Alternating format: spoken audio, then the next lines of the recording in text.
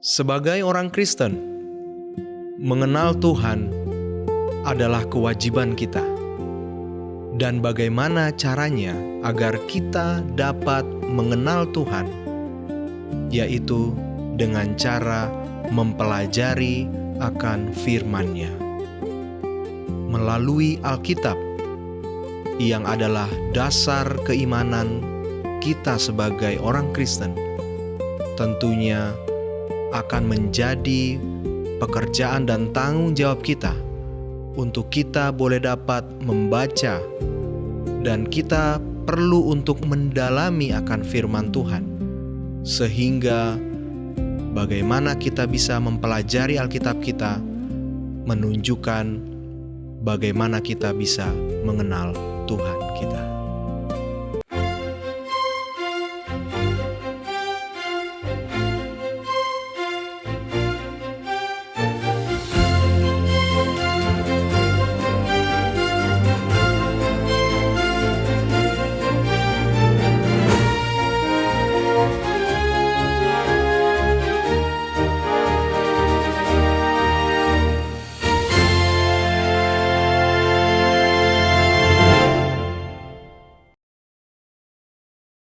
Shalom. Kami ucapkan kepada semua pemirsa AWR Borneo dimanapun Anda berada saat ini yang sedang menyaksikan ibadah diskusi sekolah Sabat bersama dengan AWR Borneo. Tentunya kita puji Tuhan dan bersyukur kepada Tuhan oleh karena berkat kasih Tuhan kepada kita, hingga kita boleh sama-sama kembali masuk dalam pelajaran sekolah Sabat kita. Dan tentunya kita boleh belajar bersama-sama, berdiskusi untuk merenungkan kasih Tuhan. Dan pada saat ini kita sudah masuk ke dalam pelajaran yang kelima dengan judul Bagaimana Mempelajari Alkitab. Dan pada saat ini telah bersama dengan kita di studio hamba Tuhan Pendeta Fortin Sagala. Shalom Pendeta. Shalom Filbert dan shalom umat-umat Tuhan. Baik, puji Tuhan Pendeta, kita boleh kembali sama-sama berjumpa untuk kembali belajar dan berdiskusi sekolah Sabat dengan tentunya pelajaran yang tidak kalah menarik Pendeta dari pelajaran-pelajaran sebelumnya. Dan pada Sabat hari ini pelajaran kita berjudul Bagaimana Mempelajari Alkitab.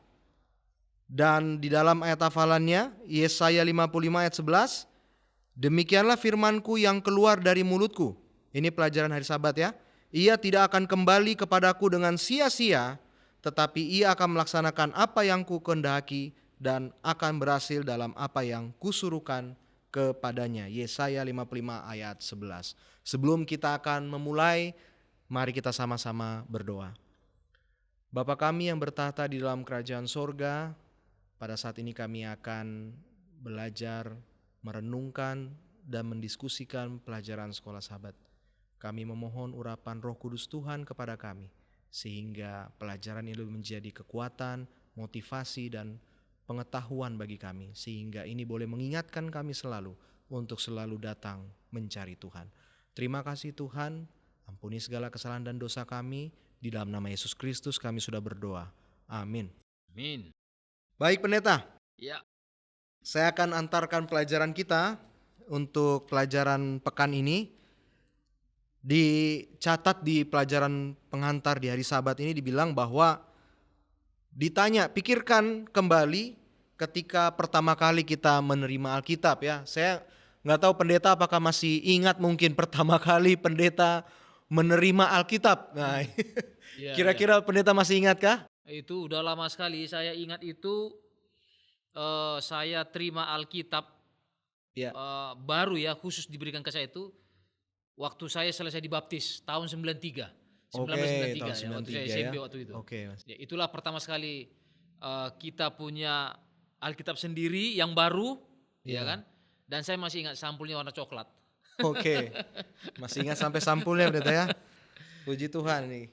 Ya, jadi karena tidak semua orang itu bisa punya pengalaman seperti itu Pendeta ya. Kadang-kadang ada yang sudah punya dari kecil, tetapi ya akhirnya hanya sebatas sebagai koleksi saja buku, tapi tidak pernah digunakan.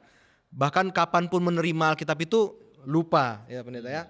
Nah, tapi pelajaran sekolah sahabat kita ini mau menekankan sama kita pendeta di pengantar ini bahwa Alkitab merupakan salah satu harta paling berharga ya, yang kita miliki sebagai umat-umat Tuhan.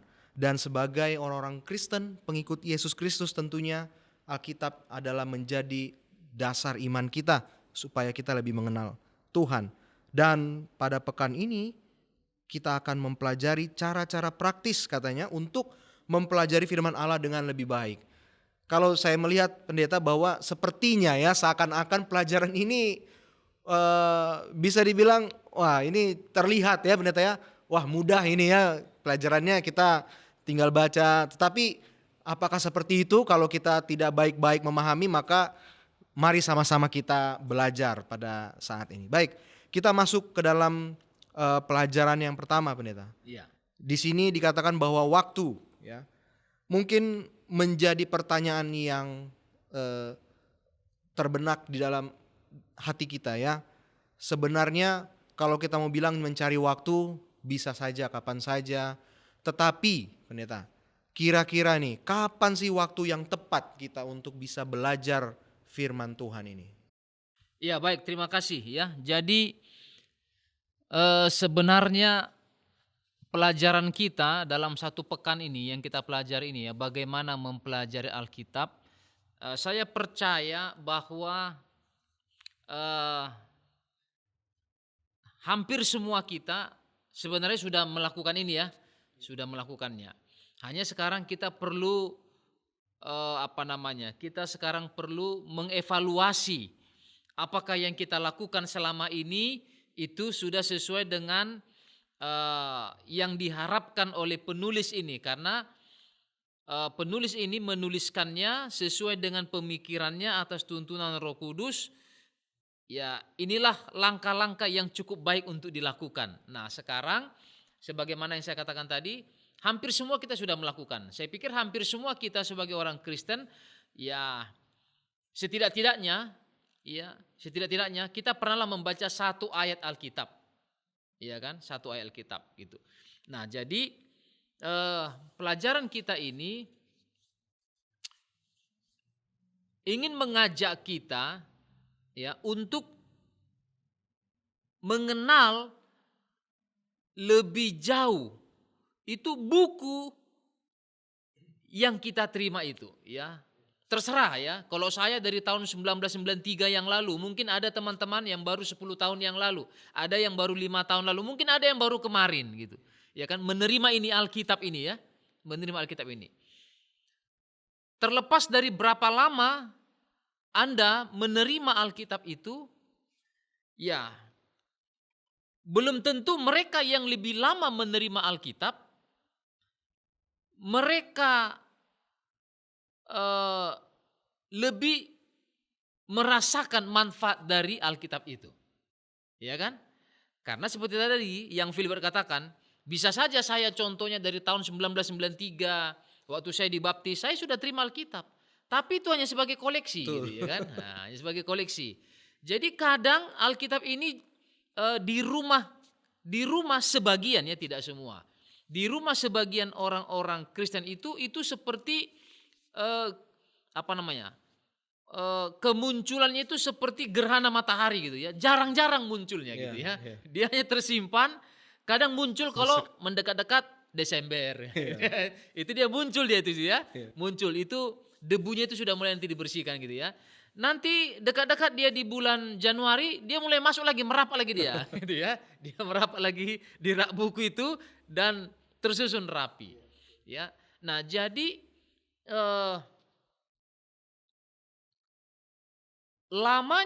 durasi lamanya kita memiliki Alkitab itu tidak bisa menentukan apakah kita telah mengalami atau merasakan ya keindahan, apakah kita sudah menyelam jauh ke dalam ya kan, ke dalam firman itu kan gitu, ataukah membiarkannya gitu ya.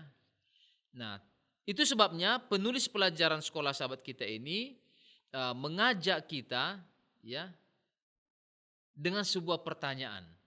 Adakah waktu khusus, ya kan, bagi saudara dan saya di dalam membaca Alkitab ini?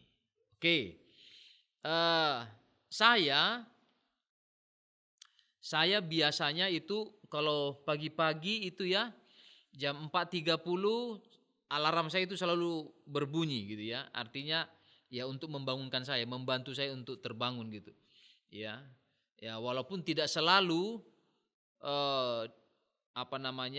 tidak selalu 4.30 ya. Kadang sebelum dia berbunyi kita sudah bangun juga kadang ya. Gitu. Nah, ketika saya terbangun ya paling saya ambil sekitar 15-20 menit lah ya berdoa pribadi gitu. Tapi yang lebih sering saya lakukan setelah itu adalah saya langsung olahraga. Olahraga. Nah, kebiasaan kami sudah bertahun-tahun bersama dengan anggota keluarga ya. Jika mesbah pagi keluarga, renungan pagi itu ya di kita itu saat teduh itu kita pasti membaca satu keluarga itu yang bacaan Alkitab follow the Bible yang satu pasal satu hari. Gitu ya. Jadi itu kita baca sama-sama secara bergantian, satu orang satu ayat dia baca, ayat kedua sama-sama, ayat 3 satu orang lagi, ayat 4 sama-sama gitu. Nah, beberapa kali itu saya tidak melakukannya dengan anak-anak. Mengingat padatnya waktu ini ya, wah saya harus jogging dulu pagi-pagi karena keburu sore nanti nggak bisa sempat. Jadi ambil waktunya pagi. Nah pagi itu setelah jogging itu kita pulang itu sudah contohnya mengerjakan hal yang lain, mempersiapkan anak-anak ke sekolah. Jadi terkadang mereka ibadah pagi sendiri. Ya mereka sudah baca Alkitab sendiri. Lalu saya di mana baca Alkitabnya? Ya kalau sudah masuk di kantor, ya kan itu 7:30 itu sudah renungan pagi, itu sudah langsung banyak saja yang kita kerjakan gitu ya sampai sore. Maka sering sekali saya melakukan itu dengan mendengar audio kan. Tapi apakah itu adalah pilihan yang terbaik? Kan begitu kan? Saya harus koreksi diri saya kan. Apakah itu pilihan yang terbaik? Saya merasakan bagi saya ketika saya mendengarkan audio yang follow the Bible satu pasal satu hari itu bagi saya lebih sering merasakan wah saya nggak dapat gitu.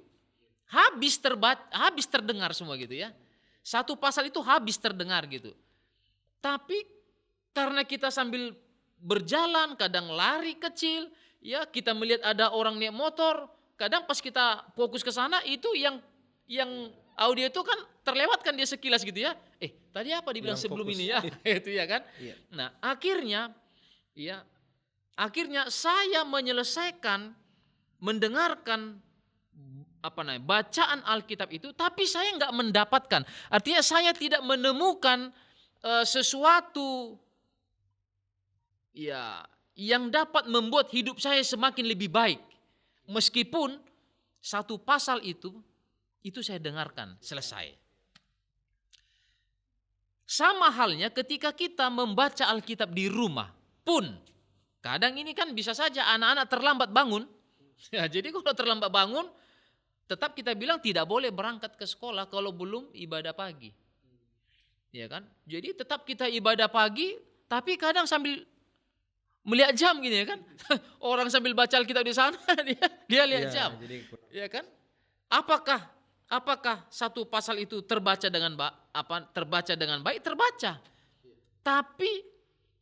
Tetapi karena waktu seperti yang sangat mendesak ya, akhirnya kita tidak bisa istilahnya kalau kita masuk menyelam ke sebuah kolam itu kita nggak bisa masuk sampai ke dasar gitu ya, kita nggak bisa melihat sampai ke dalam apa yang ada di dasar kolam itu, danau itu nggak bisa.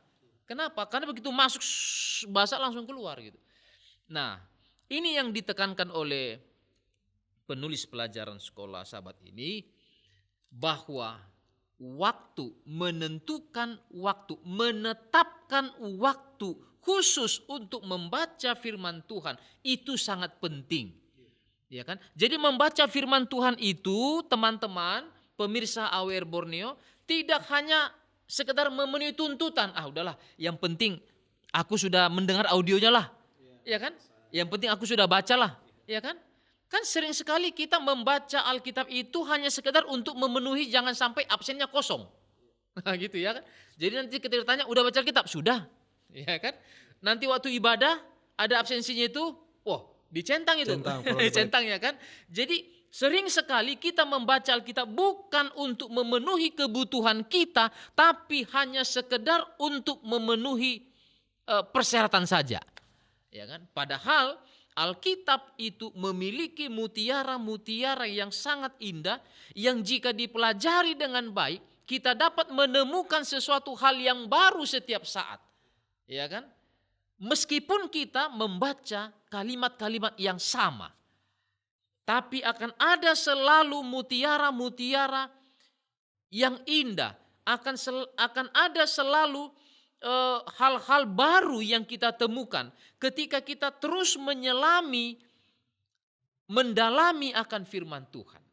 Itu sebabnya tidak heran dikatakan bahwa firman Allah itu hidup. Ya kan? Satu kalimat yang sama yang kita baca hari ini, dibaca minggu depan, dibaca bulan depan, kalimat yang sama tapi kita akan dapat memiliki pemahaman dan makna yang berbeda. Iya kan? Iya. Jadi itu sebabnya firman itu hidup. Nah, maka penulis ini mengajak kita, aduh, rugi sekali kamu kalau enggak kamu ambil waktu khusus untuk membaca firman Tuhan, menyelami dalamnya kasih Allah itu. Kenapa? Kita kembali ke judul besar, bertumbuh dalam hubungan dengan Tuhan. Semakin kita dalam menyelami firman Tuhan dengan meluangkan waktu yang cukup, kita semakin baik dalam membangun hubungan dengan Dia. Semakin kita tahu bagaimana kasih-Nya kepada kita, semakin kita pahami bagaimana pengorbanannya untuk kita, semakin kita mengerti bahwa Dia selalu ada untuk kita, semakin kita memahami bahwa Dia adalah Allah yang dapat untuk diandalkan, maka kita akan semakin menyadari bahwa memang saya butuh Dia. Ini akan membangun hubungan yang lebih baik. Tapi pastikan kita memiliki waktu yang khusus dengan Dia, bukan waktu yang tergesa-gesa. Ada satu program dari Asosiasi Kependetaan namanya Back to the Altar. Ya, kembali ke mesbah. Kembali ke mesbah ini bukan hanya sekedar mengajak umat-umat Tuhan untuk kembali renungan pagi atau renungan malam. Tetapi back to the altar ini artinya adalah mengambil kembali waktu tergesa-gesa itu dan menempatkannya di hadapan kita dan kita duduk tenang membaca Alkitab. Beribadah bersama-sama. Tidak hanya sekedar untuk memenuhi persyaratan. Yang penting saya hari ini sudah baca Alkitab. Banyak orang melakukan itu. Dan pengalaman penulis mengatakan mereka melakukannya dan mereka tetap merasa tidak memiliki apa-apa. Gitu. Baik, terima kasih pendeta ya. Jadi memang tetap masalah waktu itu adalah bagaimana kita bisa mengatur. Ya. Ya, jadi bukan berarti yang penting baca saja gitu. Yang penting saya sudah membaca supaya bisa centang itu follow the Bible di sekolah sahabat. Padahal kita akhirnya melewatkan yang tadi pendeta sampaikan. Kalau Prof. Soroskat bilang kita tidak berhasil melihat keindahan serta mengerti kedalaman makna yang tersebut. Banyak hal yang kita akan lewatkan. Betul. Gitu ya, banyak hal. Itu sebabnya kita harus memanage waktu kita dengan baik. Gitu ya kan. Sebelum kita masuk di pelajaran berikutnya. Ini berulang kali saya sebutkan Martin Luther, karena tadi disebutkan juga dalam pelajaran sahabat petang ada disebutkan Martin Luther. Saya pernah ingat sebuah kalimat dia yang mengatakan bahwa saya mengambil waktu 1 jam setiap hari untuk membaca Alkitab. Ya, pemirsa ya, 1 jam setiap hari Martin Luther ambil waktu untuk membaca Alkitab, ya, untuk berdoa. Dan dia mengatakan kecuali hari-hari saya sangat sibuk, kecuali saya memiliki pekerjaan yang cukup banyak, kecuali saya memiliki kesibukan yang sangat ekstra, saya mengambil waktu 2 jam untuk membaca Alkitab dan untuk berdoa. Apa yang kita mau dapatkan di sini? Kesibukan kita jadwal kita yang padat seharusnya tidak menggantikan waktu kita untuk membaca, mendalami akan kasih Tuhan melalui membaca Alkitab. Ya kan? Dan itu sudah terbukti dapat dilakukan. Gitu. Terima kasih Pendeta. Jadi ya kita sudah paham bagaimana waktu sangat penting bagi kita ya. Ya. Tuhan bisa menyiapkan waktu untuk kita, bagaimana mungkin kita yang ciptaannya ini tidak punya waktu untuk Tuhan. Baik, kalau kita masuk ke pelajaran selanjutnya Pendeta, bahwa di sini dikatakan bahwa ada suatu tempat katanya. Nah, tadi kita bicara soal waktu. Ya. Oke, saya sudah menyiapkan waktu. Nah, sekarang kita berbicara masalah tempat. Ternyata bukan hanya waktu saja, tapi tempat juga Pendeta sangat berpengaruh dengan bagaimana supaya kita bisa mengerti dan mendalami firman Tuhan. Nah, kira-kira Pendeta menurut pelajaran sekolah sahabat kita, apa yang mau kita dapatkan dari pelajaran ini? Baik, jadi ini masih berhubungan ya dengan yang baru saja kita bahas barusan ini ya, tentang waktu. Ya kan, tentang waktu, bagaimana kita harus meluangkan waktu. Nah, sekarang dia lanjutkan bahwa di dalam kita menyelami akan firman Tuhan, membaca firman Tuhan itu, ya, membangun hubungan dengan Tuhan itu, kita juga harus mencari saat yang tepat. Alkitab menjelaskan, Yesus adalah teladan yang terbaik dalam melakukannya. Apa yang dilakukan Yesus? Dalam Markus pasal 1 ayat 35. Pagi-pagi benar. Betul. Ya kan? Pagi-pagi benar. Hari masih gelap. Kalau di beberapa terjemahan Alkitab bahasa Inggris disebut early morning. Ya, pagi sekali. Ada sebuah lagu di buku lagu Sion kita yang mengatakan, aku masuk dalam taman selagi embun di atas bunga. Ya kan? Itu. Nah, ini kondisi ini, embun di atas bunga, ini bisa membantu kita menjawab itu kira-kira jam berapa itu gitu. Ya kan? Gitu. Menurut pengamatan saya, ya, sepertinya jam 6 itu embun itu sudah naik. Ya. Ya, sudah mulai naik dia ya. Kalau 4:30 ke jam 5 ya itu masih ada lah ya. Makanya kadang kalau kita contohnya jogging itu ya, jam 4:30 itu kadang kita masih agak sesak gitu ya. Karena embun itu masih tebal gitu ya. Jadi kita rasa sesak, rasa sesak kita gitu ya. Tapi kalau sudah lewat jam 5, itu sudah mulai makin ringan ya, sudah makin ringan. Nah, jadi Yesus mengambil waktu early morning, pagi-pagi sekali. Kenapa pagi-pagi sekali? Ya, untuk menolong kita dapat memiliki konsentrasi yang sungguh-sungguh ya. Saya secara pribadi ya, kalau saya jogging gitu ya, jalan pagi itu saya ya salut ya melihat saudara-saudara kita ya dari agama yang lain itu ketika mereka pagi-pagi ya sudah pergi ke rumah ibadah untuk berdoa. Gitu ya. Pintu rumah ibadah terbuka dan umat-umat datang untuk berdoa. Ya, tidak hanya 1-2 orang. Ya. Beberapa rumah ibadah yang saya lewati kalau pagi-pagi itu bisa sampai 20, bisa sampai 30 orang. Iya kan? Gitu. Nah, kadang saya berpikir gini, wah, saya ini kalau hari Minggu justru jam-jam segitu itu masih tarik selimut ini. Ya, kita masih tarik selimut. Betul. Ya, sementara orang di sana itu sudah berdoa gitu ya. Sudah berdoa mereka, sudah bernyanyi gitu ya. Wah, lalu saya melihat bagaimana pengalaman beberapa tempat-tempat pelayanan ya, yang doa pagi itu ya. Yang doa pagi kita jam 5 di gereja, cuma sekali seminggu. Ya kan?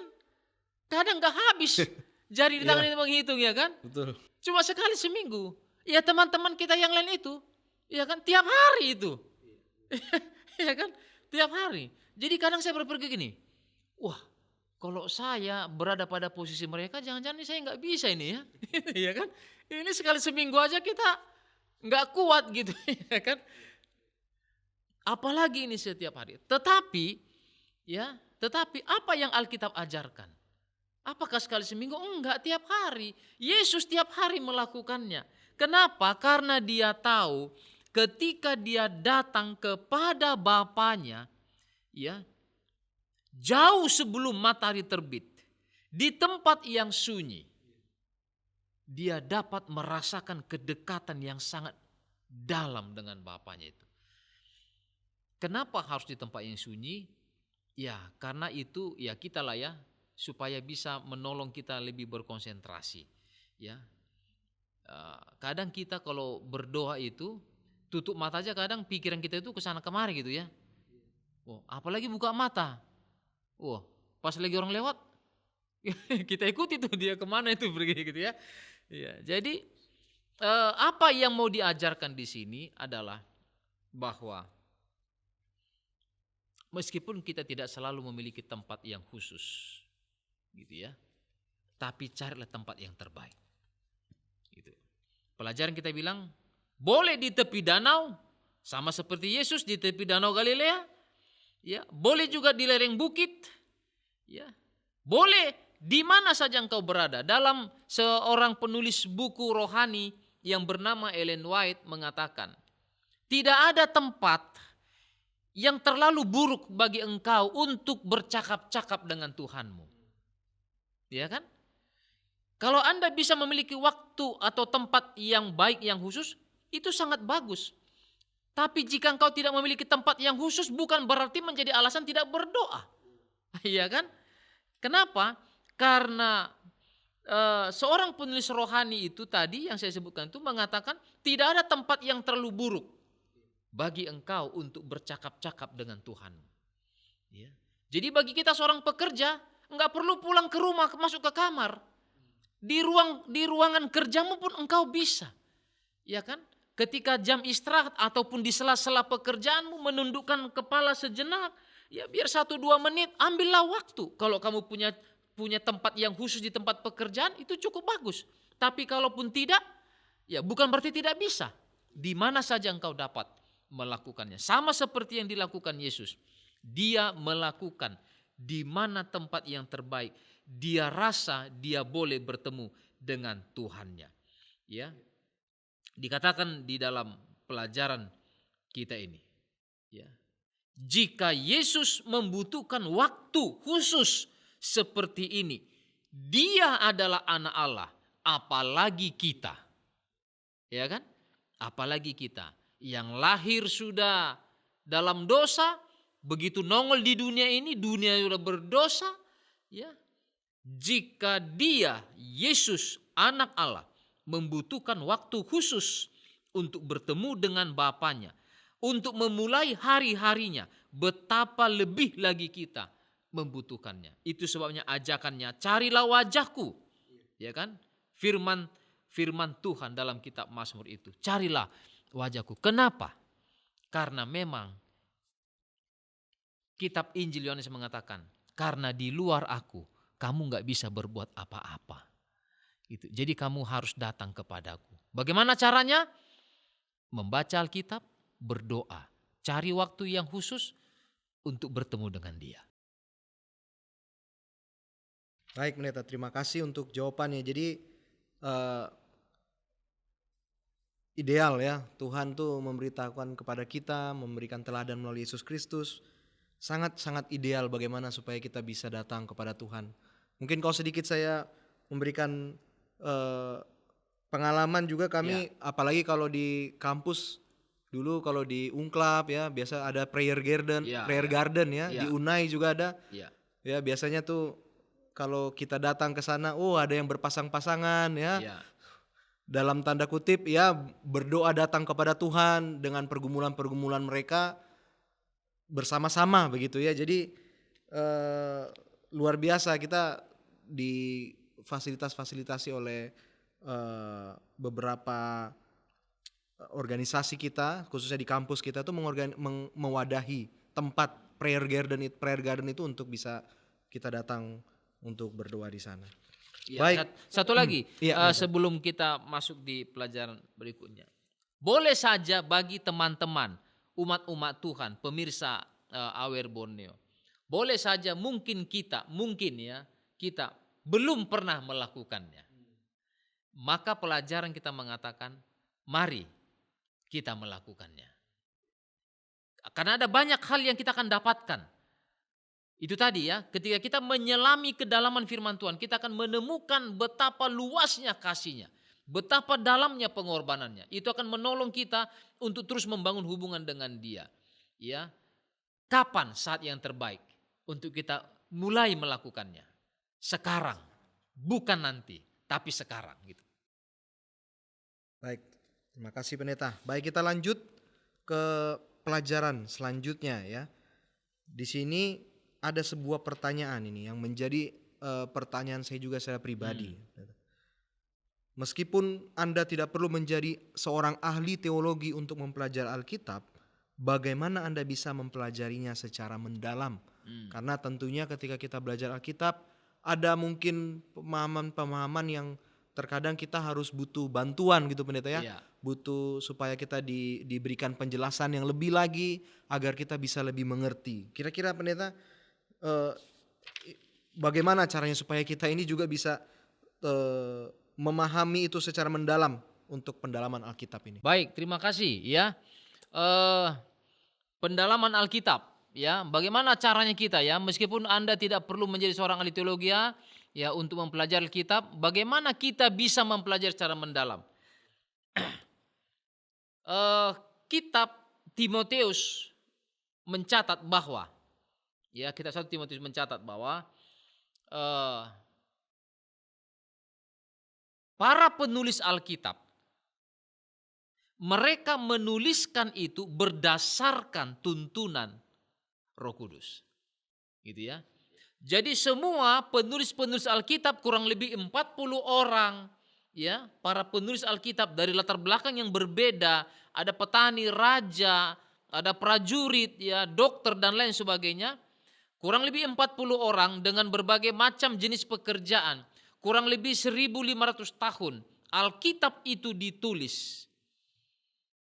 Meskipun ribuan tahun lamanya ditulis oleh orang yang berbeda, tapi kita melihat rangkaian firman Tuhan itu yang teratur satu dengan yang lain.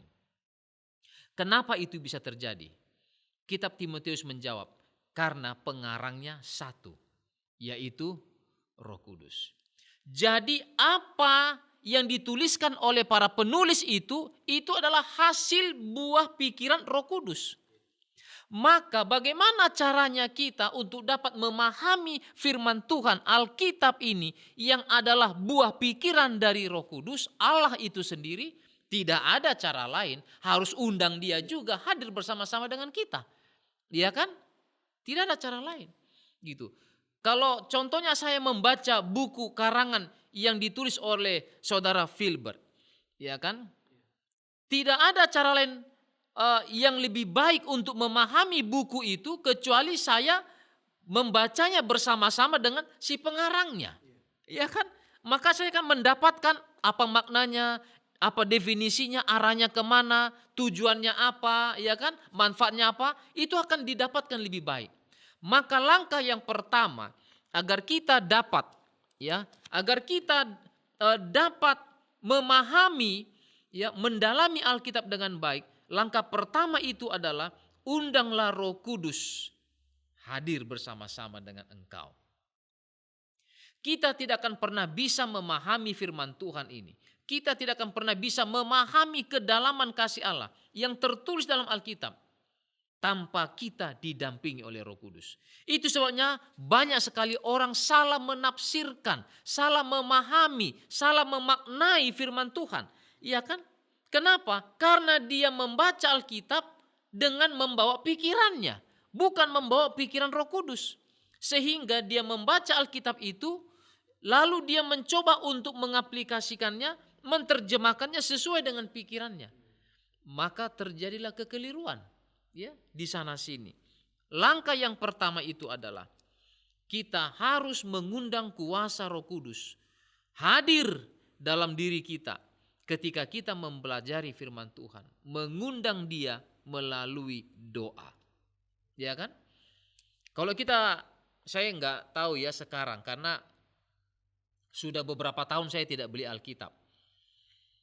Tapi setelah Alkitab saya yang pertama itu tadi yang saya sebutkan itu yang warna coklat itu, saya ingat saya 3 kali beli Alkitab setelah itu. Nah, setiap kali saya membeli Alkitab, yang 3 yang terakhir ini, itu selalu di lembaran pertama, itu ada petunjuk kecil, kertas kecil itu ya, petunjuk. Dan di situ disebutkan langkah-langkah Anda untuk membaca firman Tuhan. Yang pertama adalah berdoa. Ya kan? Ini yang pertama adalah berdoa. Benar. Ya, benar. Ketika kita membaca firman Tuhan tanpa disertai dengan doa, kita akan membaca dan menyelesaikannya tapi kita tidak akan mendapatkan manfaat yang sesungguhnya. Yang kedua, membaca dan menulis. Jadi firman Tuhan itu ternyata supaya dia lebih melekat dalam pikiran kita, tidak hanya dibaca, tapi ditulis. Masa kita pendeta mau tulis itu Alkitab semua? Wah, ya dulu ada beberapa tahun yang lalu, saya ingat itu, ada sebuah program menulis Alkitab secara berantai. Ya kan? Ya, di kantor misi pelayanan gereja Advent di Kalimantan Timur ini, di kantor itu ada Alkitab yang besar, itu tulisan tangan semua itu. Jadi anggota jemaat itu secara maraton ya menulis Alkitab itu. Nah, kita tidak harus diminta menulis Alkitab secara keseluruhan. Ya, buatlah di buku diarimu atau jurnal. Setiap hari baca Alkitab, ketemu satu ayat favorit, tuliskanlah. Ya kan? Ya, contohnya, janganlah kau menghakimi supaya kau tidak menghakimi. Nanti ketemu lagi. Ya, segala sesuatu yang orang perbuat kepadamu perbuat demikian. Tulis. Ketika kita membaca dan menulis, itu akan menolong kita untuk lebih memaknai dan mendalami firman Tuhan tersebut, ya kan? Baru dikatakan kalaupun kita tidak sempat untuk menuliskannya, membaca dengan suara terdengar. Jadi ketika kita baca, kita pun mendengar suara kita. Iya kan? Itu juga akan menolong kita untuk dapat memahami Alkitab lebih baik. Saya terkadang ketemu dengan beberapa ayat-ayat yang ini apa artinya ya? Ketika saya baca berulang-ulang ya dengan keras, akhirnya setelah beberapa kali membaca, oh iya dapat ini. Oh ini dia punya maknanya. Kurang lebih seperti itulah ya. Dan yang ketiga, berbagi. Ceritakan kepada seseorang apa yang Anda pelajari. Ya, ini akan memperkuat pemahaman Anda dan menguatkan orang lain. Nah, ini berhubungan dengan betul. Pelajaran kita selanjutnya. Itu adalah berkat ganda. Ya kan? Jadi ketika kita membaca firman Tuhan, kita bagikan itu menjadi sebuah kesaksian, orang lain dikuatkan, saya pun semakin kuat. Ya. Gitu ya. Ada rasa kita menjadi terdorong untuk menjadi lebih baik. Karena kita berpikir ketika kita menyampaikan itu kepada orang lain, ya masa saya nggak berubah, masa saya nggak bertumbuh gitu ya. Jadi ada hubungannya dengan pelajaran kita yaitu berkat ganda tadi itu. Ya, jadi ketika kita mengundang Roh Kudus untuk memahami firman Tuhan, lalu kita membaca dan menulisnya. Ketika kita membaca, kita menuliskan katanya itu masuk di otak kita, dia mengalir turun di ballpoint kita, lalu kita menuliskan, kita baca lagi, kita baca dengan keras, terdengar lagi di telinga, berulang kali, itu akan semakin menolong kita memahami firman Tuhan. Dan setelah itu ceritakan kepada orang lain. Ceritakan kepada orang lain apa yang kau pelajari firman Tuhan itu. Ketika kau menceritakannya kepada orang lain dikuatkan, orang lain terberkati, kita juga semakin dikuatkan. Itu juga menjadi sebuah berkat ganda tentunya dalam kehidupan kita. Demikian. Baik, terima kasih pendeta ya. Jadi sangat jelas di sini ya. Dikatakan bahwa kehidupan rohani kita ini seperti kita sedang berlari di sebuah lari maraton. Dan mintalah kepada Allah agar Ia menjaga kita tetap berlari dalam perlombaan ini dengan ketekunan, dengan mata tertuju kepada tujuan. Jadi walaupun kita tetap berlari, ya kita tetap bertanding ya, Rasul Paulus bilang, jangan berkecil hati ya, Tuhan bilang. Jika sempat kita lalai katanya, tetap lakukan perubahan yang diperlukan dalam hidupmu untuk menjaga hubungan dengan Allah. Jadi Tuhan juga bukan yang otoriter. Oh harus. Kadang-kadang juga kita ada kadang-kadang sempat lewat gitu pendeta ya. Tapi Tuhan artinya bilang, tidak ada kata terlambat. Betul. Tetap kita harus bisa belajar. Meskipun mungkin kita sudah berkomitmen, tapi mungkin bolong-bolong. Ya nasihatnya adalah ya jangan keseringan bolongnya, kan itu dia kan. kan? Belajar untuk lebih baik lagi. Baik pendeta, saya pikir karena kita melihat waktu juga yang membatasi kita, mungkin pendeta boleh sampaikan pelajaran yang terakhir ini, bagaimana firman Tuhan itu dianalogikan seperti madu ya, yang begitu manis, dan itu juga pendeta boleh tambahkan untuk kesimpulan kita. Baik, sebagai kesimpulan pelajaran kita pada pekan ini adalah firman Tuhan dalam Mazmur pasal 119 ya, ayat 103 104 dikatakan ada sebuah metafora, sebuah penggambaran. Firman Tuhan itu ya, Alkitab menggambarkan dirinya. Alkitab menggambarkan dirinya sendiri itu ya, dengan sebuah penggambaran atau metafora itu tentang kenikmatan, yaitu madu. Ya, madu itu banyak manfaatnya. Madu itu banyak manfaatnya. Rasanya manis dan dia punya banyak sekali manfaat. Firman Tuhan itu manis dan banyak sekali manfaatnya. Itu sebabnya firman Tuhan dikatakan dia itu seperti pedang bermata dua. Firman Tuhan juga bermanfaat untuk mengajar, menasihati orang, merubah perilaku orang, iya kan? Dan menuntun orang kepada kebenaran. Banyak sekali orang-orang yang hidupnya brutal, yang hidupnya kacau balau, setelah mempelajari firman Tuhan, dia berubah menjadi lebih baik. Banyak sekali para ayah ya, yang marah emosi kepada anggota keluarganya. Ketika membaca firman Tuhan, dia membuka hatinya untuk memberikan maaf kepada orang lain. Firman Tuhan, jika dipelajari dengan sungguh-sungguh, seperti konsep-konsep yang disampaikan tadi, memberikan manfaat yang sangat mendalam dalam hidup kita. Benar, dia seperti madu. Sangat banyak sekali manfaatnya. Itu sebabnya pemirsa, sayang sekali jika kita melewatkan waktu kita untuk ya tidak membaca firman Tuhan. Kita melewatkan banyak sekali manfaat seperti madu itu. Ya, itu sebabnya himbauannya kepada kita, ajakannya kepada kita, mari kita mempelajari Alkitab kita dengan berdoa meminta kuasa Roh Kudus. Sehingga dengan demikian, dengan memahami, menyadari apa yang kita dapatkan dari firman Allah itu akan mempengaruhi hubungan kita dengan Dia. Iya kan? Gitu. Semakin kita memahami kasih-Nya, semakin hubungan kita akan lebih baik dengan Dia. Karena kita akan semakin mengenal siapa saya, siapa Dia sesungguhnya. Ya, jadi tetaplah kita konsisten untuk senantiasa membaca firman Tuhan, maka kita akan menemukan kebaikan-kebaikan yang tidak pernah terpikirkan yang Tuhan akan berikan kepada kita. Demikian. Amin. Terima kasih pendeta. Jadi dengan demikian ini adalah pelajaran sekolah sahabat kita untuk pelajaran yang kelima. Semoga ini boleh menjadi pengetahuan dan juga mengingatkan kita untuk selalu datang lebih dekat lagi kepada Tuhan menjelang kedatangan Tuhan yang kedua kali. Untuk itu, terima kasih pendeta untuk pelajaran yang sangat baik. Kami mengundang pendeta untuk boleh menutup di dalam doa. Baik, mari kita sama-sama berdoa. Terpujilah Tuhan Allah kami, Allah yang telah membantu dan menolong kami untuk dapat mengerti dan memahami akan firman-Mu. Kami manusia yang terbatas ya Tuhan, tolonglah kami melalui kuasa Roh Kudus-Mu untuk membuka hati dan pikiran kami, untuk kami dapat mengerti akan firman-Mu yang kami akan baca dan pelajari. Terima kasih waktu berdiskusi bersama-sama. Kiranya Kau senantiasa memberkati acara kami selanjutnya. Di dalam nama Yesus kami berdoa. Amin. Amin.